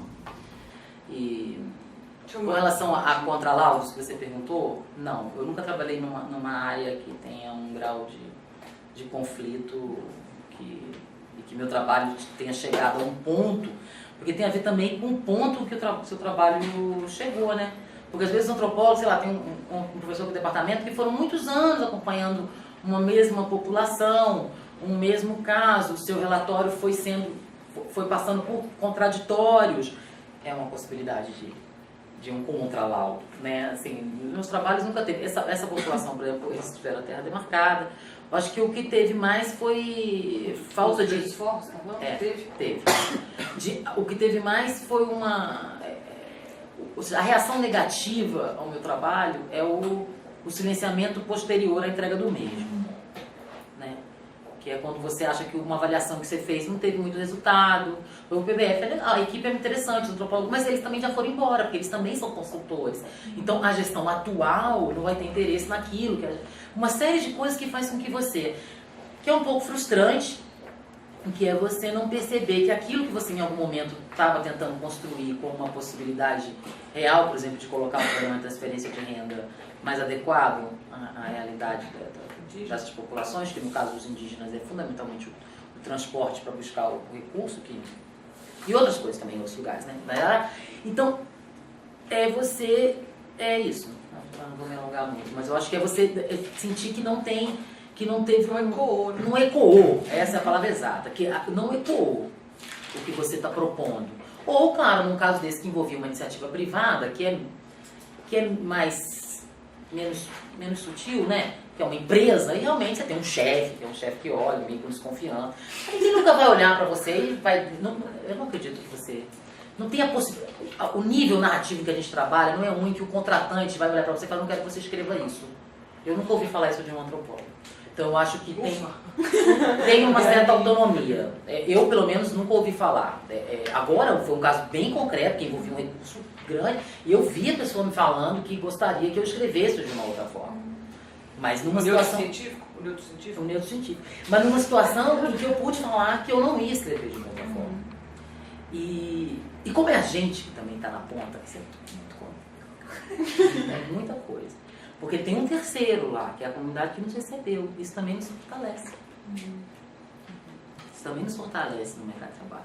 Você vai falar o quê? Alguém vai falar pra você que você não pode escrever o que você acabou de terminar de falar? Você vai falar para a pessoa, olha, não pode escrever o que você acabou de falar. Você tem esse terceiro concreto também. Neurocientífico parece nome de... Neurocientífico parece nome de shampoo. Então, olha, o Luiz quer falar, a Luana quer falar, acho que é o último bloco, né? Que a gente tá aí já. Eita. Luiz, Caio, Luana e Pedro. Minhas perguntas ficaram para o Pardinho. Então, a minha pergunta é com relação ao tempo que você tem para realizar esse trabalho de campo. Porque a gente está acostumado na academia com um período de tempo para fazer o campo bem longo, então dá para trabalhar bem essa parte da etnografia. E para você que pega esses editais, como você lida com essa parte do tempo? Se você tem um tempo viável para escrever isso, você tem que correr, ou não tem um tempo que você gostaria de... É você que define o tempo, vem de cima, né? Isso. Tá. Luiz é tempo, Caio. Eu queria perguntar sobre... Foi citado que o contralaudo, um caso específico, foi avaliado mais ou menos em torno de 130 mil, né? E os trabalhos corriqueiros de laudo? Quanto que giram mais ou menos os editais? E aí como é que faz? É você que vê o edital e pensa, pô, vou sozinho, então tem que dividir o dinheiro com uma equipe. E a equipe, os cargos de chefia, normalmente eles ganham mais. E a outra pergunta que eu queria fazer é, nessas pesquisas que tem que ser realizadas em campo, ainda mais que são de longa duração, como é que você faz para organizar a sua vida pessoal? Tipo, sua casa, sei lá, você tem cachorro, por exemplo? Como é que Marido, filho. É claro, isso é uma coisa importante. É claro, isso é uma coisa importante. Massa, Luana e Pedro. Eu acho que eu tenho várias perguntas. Tá, escolha uma, tá? Porque a gente Você é o Caio. Esse é o Caio, esse é o Luana. Vou fugir um pouco assim, pegar um detalhe do que você falou. Você falou que a inserção em outras cidades que não Brasília, que tem um, enfim, quesito forte de ter a máquina do Estado presente, assim. Se você consegue falar da inserção em outros lugares, tipo no Rio de Janeiro, que você citou, assim. Queria saber também em relação, tipo, qual a relevância que teve um mestrado e um doutorado, tipo assim, na sua formação, se você acha que te abriu muitas outras portas, enfim. E só mais uma, que, tipo assim, vamos supor, você acaba se afastando um pouco da academia, assim, né? Você trabalha como consultora. Então, só que continua bebendo da academia de certa forma, né? De que maneira você não perde isso de vista, ou se você está ligado ou não a isso, como acompanhar, assim. O que quer dizer o pé lá, pé cá? Tipo, ela falou uma expressão. Como, não sei, porque eu tenho a sensação de que a gente sai e a gente fica meio... Perde coisas que não sei, eventos, sabe? seminários. Tá, e o Pedro? Quando é que você pode começar a trabalhar como consultor e quando você pode começar a trabalhar com consultoria? Por exemplo, tem a Daniele que pegou um projeto e vai precisar de alguém. Você precisa ter alguém graduado, pode ser alguém de fora. E você falou uma frase assim que tinha uma comunidade lá que tinha que ser a pessoa, que o trabalho tinha que ser dela. Você acha que é um campo muito fechado? Que os editais às vezes são planejados já para ser contratado alguém específico? Aí, na sua primeira pergunta, você quer dizer se ela contrataria, se ela subcontrataria graduandos para ajudá-la? É isso que você quer dizer? A segunda pergunta é sim. E a primeira é quando você pode Sim, eles estão à disposição, inclusive, né? Certo, então vamos lá. Bom, várias coisas. Com relação ao tempo que você falou de campo, Luiz, essa é uma coisa muito delicada. Acho que até tem um texto, acho que é o mesmo texto que a Soraya indicou para vocês aqui. Acho que o texto do Christian que fala em algum momento sobre isso. Porque, olha, se a interpretação, eu não acredito, nunca acreditei. Inclusive, quando eu fazia mestrado aqui, e que meus colegas eram todos funcionários da FUNAI, porque eu fiz mestrado antes dos amigos mais próximos, eu não acreditava nessa divisão de antropologia aplicada e antropologia acadêmica. Eu acho isso tem vários problemas nessa. Você não faz outro tipo de antropologia na forma como eu vejo. Sei, a gente pode conversar mais, também não é uma coisa tão elaborada assim na minha cabeça, mas é como se a interpretação que você. Quando eu vejo uma produção de um colega meu envolvido num determinado contrato, determinada relação de trabalho, determinada consultoria, que é a palavra mais comum que a gente usa, a interpretação não é muito diferente. Eu reconheço a mesma interpretação, então, porque eu estou construindo o pensamento à medida que eu estou falando. Eu reconheço a mesma forma de interpretar a realidade que eu reconheço nos trabalhos artigos de colegas meus. Quando eu vejo quando eu vejo o trabalho que a Soraya publicou, o que eu li, a forma de você... É como se fosse um outro... Pode ter uma outra densidade teórica, pode ter outro escopo, pode ter um outro tamanho, pode ter alguma diferença na linguagem, mas em termos de interpretação, aquela percepção, análise que você faz do que você está vendo, do processo, a forma, essa interpretação, eu reconheço nos dois lugares. Agora, campo que você faz na academia e o que você faz nesses contratos, não, aí não é a mesma coisa. Porque a gente fala em trabalho de campo que se tornou uma forma comum de falar. O próprio contratante, o gestor, que a pessoa vai falar, isso é o trabalho de campo, né? É uma categoria que caiu pelo mundo a ideia do trabalho de campo. Que bom. As pessoas falam de trabalho de campo. Mas que nós estamos fazendo trabalho de campo, no mesmo sentido que se faz um trabalho de campo antropológico, eu acho que isso aí pode ser problematizado, porque eu acho que não. Entende onde eu quis chegar? Sim. Então não estou em nenhum momento falando da qualidade dos trabalhos realizados nesse foro, nesse espaço, comparado ao trabalho realizado no espaço estritamente acadêmico, que também o estritamente acadêmico pode ser supermatizado, porque também tem projetos, também tem financiamentos, também tem pautas de interesse onde tem financiamento, tem várias questões também que motivam o espaço acadêmico, que não são só a curiosidade intelectual individual, as linhagens acadêmicas, né? Várias coisas acontecem, né? Também aqui, mas claro que no outro peso que não esse do mercado de trabalho, né? Desse mercado de trabalho, da consultoria. Então eu quis dizer assim, eu posso não ter, o que faz com que você tenha uma análise mais, sei lá, mais fina, mais sofisticada de uma dada realidade. Você pode encontrar isso em trabalhos de colegas que estão trabalhando em consultoria, assim como você tem uma antropologia mais ensaística. Agora, o tempo de produção disso é como se a consultoria fosse para mim, um meio termo que eu consegui me adaptar. Que ele não é nem não tem agilidade da gestão dos seus resultados, nem a academia. Porque quando você faz um trabalho de campo numa situação dessa, o contratante já te diz quanto você pode ter até, você pode ter até 90 dias. No outro agora, você fala, você pode ter até 30 dias. A pessoa está te dizendo, ele já está encaminhando. Quando ele te publica um edital em que você tem 6 meses para dar resultado para uma coisa, você já sabe quanto tempo você pode ficar em campo. Porque tem o prazo total do contrato e tem o prazo dos custos que ele já planejou para o seu trabalho de campo, ou da estrutura, se for uma FUNAI, que ela já pensou. Aí, claro que você tem alguma maleabilidade nisso, né? Você pode argumentar que esse tempo não é suficiente, que você não quer isso, que você quer outra coisa. Tem um plano de negociação. Normalmente, as consultorias, o primeiro produto se chama plano de trabalho, que é um plano de trabalho que você entrega. Nesse plano de trabalho, você detalha a metodologia e você detalha coisas como o tempo de campo, coisas como data de entrega de produto ou necessidade de equipe, como disse o Pedro. Você pode detalhar isso num plano de trabalho. Eu, como trabalho mais para o setor público do que para o setor privado, as coisas são mais amarradas, né? Porque são acordos de financiamento, de empréstimo, que eles já fizeram em outros espaços, que isso já está entrado em um determinado lugar, você sabe que você tem um teto de tempo, um teto de recurso e mais ou menos um prazo. Claro que alguém pode preferir, por uma questão pessoal, ir 20 dias de campo, como a outra pessoa prefere 45. Para um gestor parece muito louco, o dobro, mas para quem está dentro da academia, o tempo que você tem para a produção dessas informações é também um elemento super complicado. Então, quando você trabalha com a mesma população mais de uma vez, os seus trabalhos são melhores, né? Você tem, então, por isso o preferencial que eu falei aquela hora, que é uma coisa comum na nossa área, que você dá preferência a quem tem experiência com o povo, e eu acho que é isso mesmo. Você dá preferência com quem trabalhou com esse tema. É que você ganha tempo. Você dá preferência com quem trabalhou com essa comunidade, dá preferência com quem trabalhou com essa religião, ou com essa região, seja o que for, né? Você tem... É isso. Então, com relação... Já que está falando de tempo, a gente tem mais só uns 10 minutos, porque eles têm aula às 6. E eles têm que se deslocar até o lugar.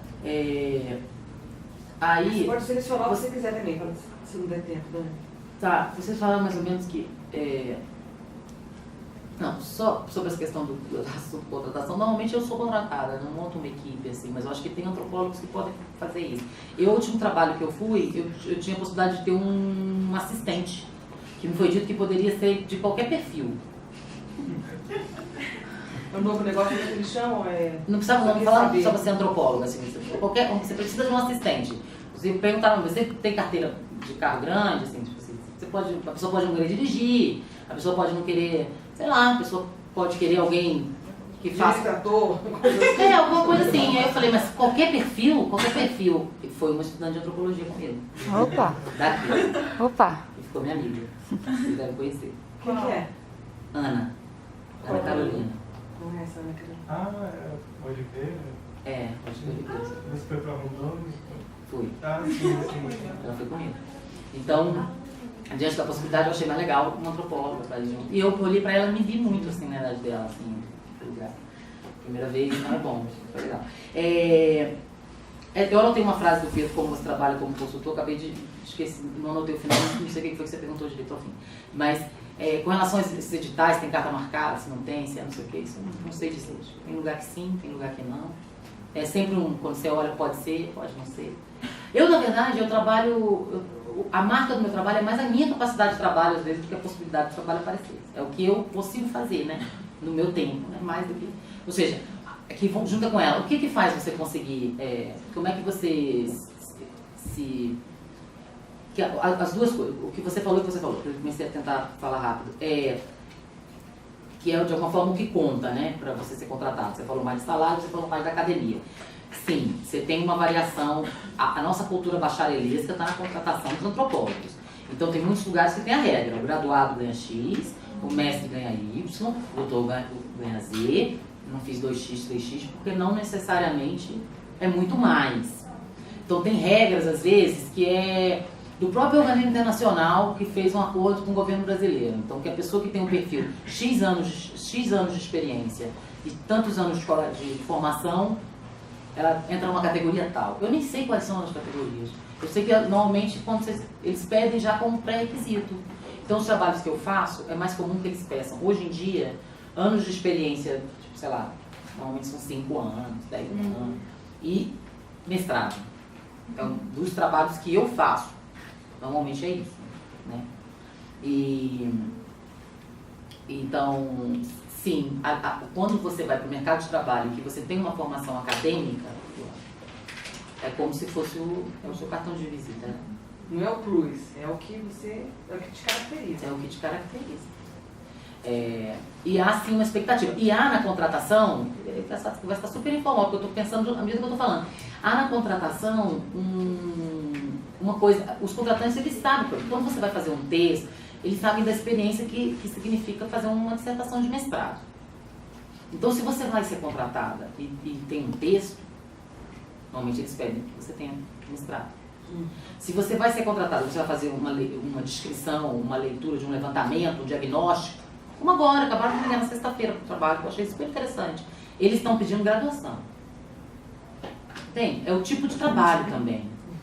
Então, uma análise, a descrição, por mais que possa ser tão complexa, tem mais a ver com o texto, eu acho, com a produção textual. Então, o próprio artista acaba pedindo alguém com mestrado. E muitas vezes, quanto mais é tido, não sei como é, quanto maior a escolaridade, mais difícil a contestação. Isso é um lugar comum. Então, por exemplo, já aconteceu de trabalho e falar assim, já aconteceu comigo. Foi para agora, o trabalho que eu estou interessada, tal, quem vai fazer a gente vai fazer vai dar certo. Nossa, muito bom, é bom com esse currículo, fica mais fácil para mim. Então, quando você fez... Cacife, né? Você fez mestrado, você estudou doutorado aqui. É como se a pessoa que está tratando ficasse tranquila com relação ao seu trabalho, porque... Mas mais no lado prático, né? Tipo assim, a contestação, né? Vai ser mais difícil de contestarem do que seria se você...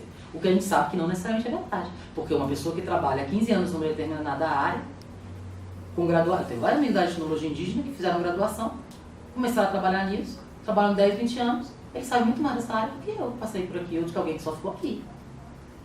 A gente sabe. Até de doutores que estão dentro da academia. Até de doutores se conhecem a partir da bibliografia.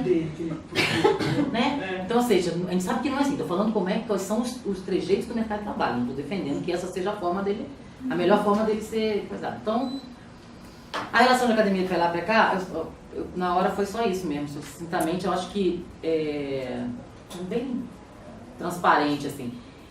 Tem os trabalhos, você vai. É como se a falta de, em alguns momentos da minha vida, assim, a falta de efetividade, quando você não vê muita consequência, quando você não vê muita consequência do que você está fazendo, às vezes você está pensando tanto sobre isso, que é a hora que eu acho que eu preciso um pouco vir para a academia, porque é o lugar da reflexão, o lugar dos pares, né? Porque esse trabalho de consultoria, ele tem uma característica de um trabalho solitário, não em campo. Diferente do trabalho acadêmico do em campo. Os diálogos, né? O trabalho de campo acadêmico é uma coisa nessa hora. Porque você vai com um carro de um órgão, com um assessor de não sei do que, com uma data, com uma consulta anterior, essa era a minha agonia no início.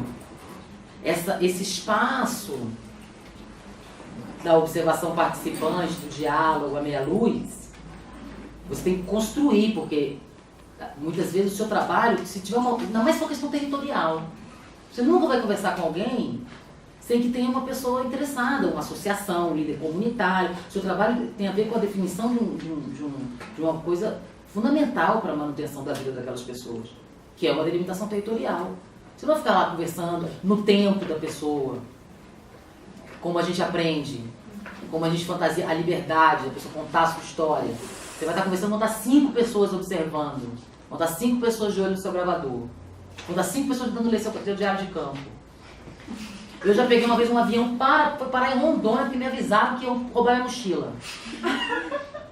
Quando eu estava no primeiro trabalho que eu fiz de perícia. Porque eu ia pela Transamazônica e eles iam roubar minha mochila. Eu perguntei para ele, como que você sabe que eu roubar minha mochila? Ele falou, eu sou linguista. A pessoa que me formou sabia a língua, né? Ele é o Picard, que é um linguista francês que trabalhou muito tempo no Museu Nacional. Ele falou, então você tem quando você trabalha com questão territorial, tem uma... E na época, fita cassete, né? Nossa, você roubar a mochila é fichinha, né? É assim, tanta coisa pior pode acontecer. Nossa, aí é outra conversa. Não sei se essa última consegui responder essas rodadas. Não, e a logística do cachorro, marido, todas as coisas. Essa eu acho que eu pulei de propósito. Não, brincadeira. Não sei, é uma coisa que dá uma... Me acostumei. Mas é uma coisa que tem uma dificuldade, é difícil manter coisas rotineiras mesmo, tipo um curso. A questão da sala de aula, eu gosto muito da docência. Eu saí da docência por causa das consultorias. Não tenho como ser docente e consultora, porque eu viajo. Então eu nunca tenho como fazer outra coisa paralela, porque eu viajo. É difícil manter um grupo de pesquisa, porque eu viajo. Entendeu? Eu tenho que ter um companheiro como eu tenho. Tá tudo bem, não tá me criando nenhum problema até então. Tem uma série de coisas que quem tem filho tem uma forma de você organizar. São coisas que eu não consigo detalhar aqui não. Mas é um elemento importante, certamente. Você acha que faz diferença nossos companheiros terem conhecido a gente na graduação? Assim, muito tempo atrás? Conheceu a gente já assim? Eu conheci mais de 30. Mas já fazia. Já fazia, exatamente. Inclusive o pai dele, que é um senhorzinho bem velhinho, fala assim: fala pra essa menina parar de ir lá trabalhar com os índios. Ela é do sul. É perigoso, é muito perigoso. Geralmente o que ele responde é: já conhecia sim. Gente, então, eu ficaria mais tempo, eu sei que vocês também têm aula de vocês, eu não quero atrapalhar outros professores. Eu queria agradecer muito a Dani, acho que ela trouxe um monte de coisas que a gente não tinha imaginado, outros dilemas, outras polêmicas, que acho que a gente vai poder falar mais delas na quinta. Mas também várias inquietações, eu imagino que vários bichinhos carpinteiros tenham ficado para vocês, vontade de fazer algumas coisas que ela conta, né? E eu acho que é isso que eu queria mesmo, esse curso que eu tenho feito é isso, assim, de abrir horizontes e mostrar pra galera que é possível trabalhar com antropologia, não precisa trabalhar no DAM, em outros lugares, serviços e tal, né? Eu agradeço demais, e eu achei a iniciativa da disciplina, quando ela me falou, eu achei o máximo, porque você sai daqui realmente achando que, eu não sei se mudou, mas achando que a única possibilidade de você ser de fato um antropólogo é a vida acadêmica. Né? E, então muita gente tem uma fase de crise, porque é como se você estivesse fazendo uma quase antropologia. Por isso que eu fiz a crítica antropologia aplicada, não no sentido sério com que ela possa ser posta, mas é como se você estivesse fazendo um arremedo de antropologia. Não, ninguém está fazendo um arremedo de antropologia quando está no campo. E muito pelo contrário, até porque muitos antropólogos, mesmo vinculados à academia, fazem suas pesquisas fazendo outros trabalhos, então eles estão na mesma condição de consultores. Eles não estão como acadêmicos livres, indo lá e falar, eu quero pesquisar parentesco. Não é simples assim, como acadêmico fazer. Então esse mundo, quero que esses mundos não estão tão separados assim, como eles parecem, mas tem uma ideia de que essa coisa a gente está mais próximo da filosofia em algum momento na formação. Sei lá, muitas coisas para a gente pensar. Mas eu achei o máximo a coisa da disciplina, a gente está propondo, agradeci demais, a Soraya está aqui. Achei super divertido a ideia de vir falar sobre a prática profissional e não sobre um tema específico que eu estou trabalhando, né? Então, foi a primeira que eu fiz, falar sobre a prática profissional, né? Até mesmo tá ótimo, porque é uma conversa entre pares, afinal, né? É uma conversa de quem está só em momentos diferentes da formação. Então, eu sou a mesma coisa que vocês, assim, né? Só que eu só estou em outro momento da minha formação. Com as mesmas perguntas sobre o lugar que a gente vai se colocar, as mesmas perguntas sobre o potencial, as mesmas crises sobre as consequências do que a gente escreve, sobre os compromissos éticos, né, sobre o reconhecimento dos mais experientes, ou seja, é o mesmo lugar, só um pouco depois. Estou à disposição aí. Muito obrigada.